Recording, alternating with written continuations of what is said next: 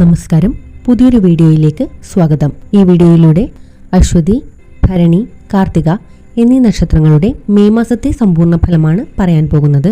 ഈ ചാനൽ നിങ്ങൾ ആദ്യമായി കാണുകയാണെങ്കിൽ സബ്സ്ക്രൈബ് ചെയ്യാൻ മറക്കരുത്. ആദ്യമായി അശ്വതി നക്ഷത്രത്തിന്റെ ഫലം നോക്കാം. അശ്വതി നക്ഷത്രക്കാർ കഴിഞ്ഞ കുറേ ദിവസങ്ങളായി അനുഭവിക്കുന്ന സമ്മർദ്ദങ്ങൾക്ക് കുറേശ്ശെ അയവുണ്ടാവും. ജന്മരാശിയിൽ ആദിത്യൻ തുടരുന്നതിനാൽ മെയ് മാസം 15 വരെ പ്രധാന തീരുമാനങ്ങൾ കൈക്കൊണ്ടാലും പുനരാലോചനയോ അവയിൽ തിരുത്തലുകളോ വേണ്ടിവരുന്നതാണ്. കർമ്മനിരതരാവുക. ഫലത്തെക്കുറിച്ച് ചിന്തിക്കാതെ കാര്യങ്ങൾ ചെയ്യുക. കാരണം നന്മ ചെയ്താലും ചോദ്യം ചെയ്യാനും എഴുതാപ്പുറം വായിക്കാനും ആളുകൾ ഉണ്ടാവുന്നതാണ്. മെയ് 18 രാഹു 12-ൽ നിന്നും 11-ലേക്ക് മാറുന്നത് വലിയ തോതിൽ ആശ്വാസമാകും. ഒരുപക്ഷെ ശനി സൃഷ്ടിക്കുന്ന പ്രശ്നങ്ങൾക്ക് രാഹു മറുമരുന്നാവും എന്നാശ്വസിക്കാം. ചൊവ്വ 4-ൽ തുടരുന്നതിനാൽ വസ്തുതർക്കങ്ങൾ, അയൽ പ്രശ്നങ്ങൾ ഇവ ഉടലെടുക്കാം. ആത്മസംയമനം പാലിക്കുക തന്നെ വേണം.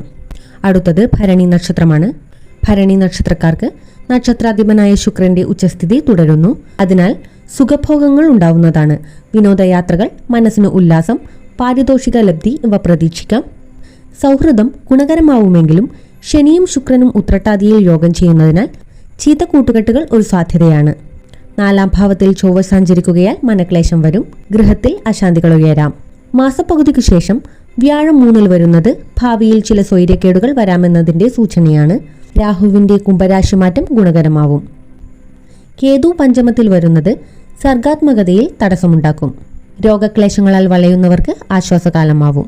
അടുത്തത് കാർത്തിക നക്ഷത്രമാണ്. നക്ഷത്രാധിപൻ ആദിത്യൻ ജന്മനക്ഷത്രത്തിൽ സഞ്ചരിക്കുന്നുണ്ട്. പൊതുവെ ഉഷ്ണരോഗങ്ങൾ വരാൻ സാധ്യതയുണ്ട്. അലച്ചിലുണ്ടാവും. കാര്യസാധ്യത്തിന് പുനരാവർത്തിത ശ്രമങ്ങൾ വേണ്ടിവരുന്നതാണ്.